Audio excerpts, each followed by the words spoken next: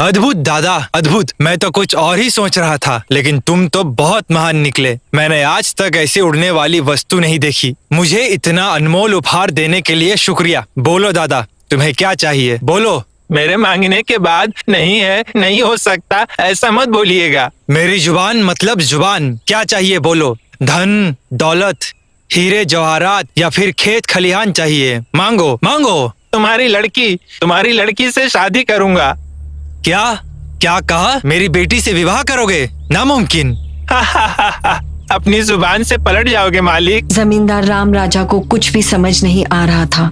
दिए गए जुबान से पलट जाना मतलब मौत को गले से लगाने वाला वंश था उनका। यह सब देख रहा था उनका बेटा जमींदार कार्तिक वहां आकर, पिताजी, ये बिच्छू की मूर्ति कैसे उड़ सकती है? ये मुझे कोई मायावी जादूगर लग रहा है। मैं उस बिच्छू को चला कर आता हूँ। तक आप बहन से इस बुढ़े से शादी के बारे में कुछ भी मत बताना। मैं तुरंत जाके आता हूँ। तब तक आप प्रतीक्षा कीजिए। ऐसा अपने पिता से बोलकर उस किच्चू पर बैठकर बटन को दबाकर, उड़ किच्चू उड़, उड़ किच्चू उड़।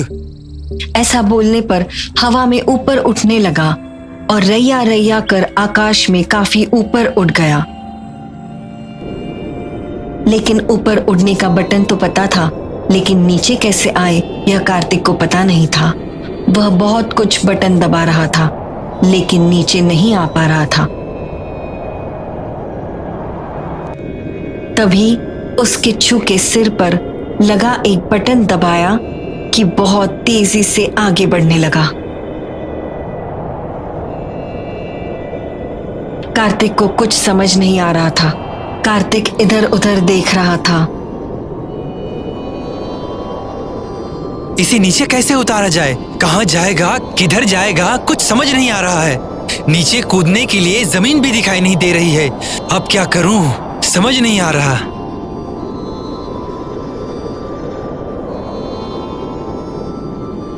ऐसा सोचते हुए आगे बढ़ने पर आकाश में उड़ते हुए उसे एक छोटा घर जैसा दिखाई दिया।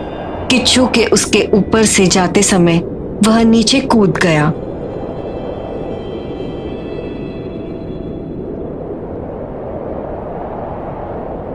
जैसे ही वह नीचे कूदा, वह बिच्छू वाला रथ भी वही आसमान में एक जगह रुक गया। इसका मतलब ये भवन बादलों के बीच में है। इतनी ऊंची भवन तो मैंने आज तक नहीं देखी, ना ही कभी सुना था। ऐसा सोचकर उस भवन में चलते ही जा रहा था कार्तिक, और उसे एक सुंदर लड़की खड़ी हुई दिखी। वो कार्तिक को देखकर डर के मारे चिल्लाने लगी। डरो मत, मैं मनियाला गांव के जमींदार का बेटा कार्तिक हूँ। मेरी वजह से आपको किसी प्रकार की हानि नहीं होगी। ऐसा कहकर वह यहाँ कैसे आया, ये सारी बातें विस्तार में बताने लगा। मेरा नाम दीपाली है। जब मेरी उम्र 5 वर्ष की थी, तब एक तांत्रिक ने मुझे यहाँ लाकर इस एक कमरे की छत पर छुपा दिया था। जब मेरी आयु 19 वर्ष की होगी, तब वो तांत्रिक मुझसे शादी करके अपनी पत्नी बनाकर हस्तरिगा नामक शैतान जादूगर के सामने बलि देकर अमरत्व का वरदान पा लेगा। यह सब मुझे उसरी पिशाची ने बताया। उसरी पिशाची मेरी बचपन से रखवाली करने वाली पिशाच है। मुझे खाने के लिए खाना, पहनने के लिए कपड़ा, सारी चीजें उसरी पिशाची प्रबंध करवाती है। वह देखो, उसरी पिशाची आ रही है, तुम छिप जाओ।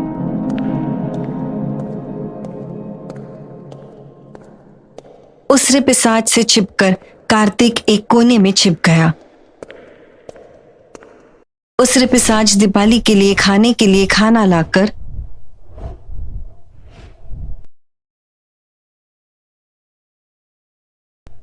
सुगंध, मानव सुगंध, भूतों के रास्तों को पार कर 99 भूतों को लांग कर एक खंबे की छत पर चढ़कर मुझे पार कर कैसे कोई मानव आ गया।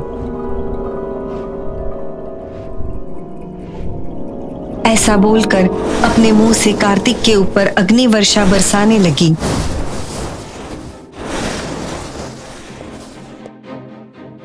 उससे बचते हुए, भागते हुए बाहर आकर छत पर चढ़कर बहुत ही मुश्किल से कीचू को पकड़कर। उड़ किच्चू उड़ उड़। ऐसा बोलने पर कीचू वहां से रे रे करते हुए निकल गया।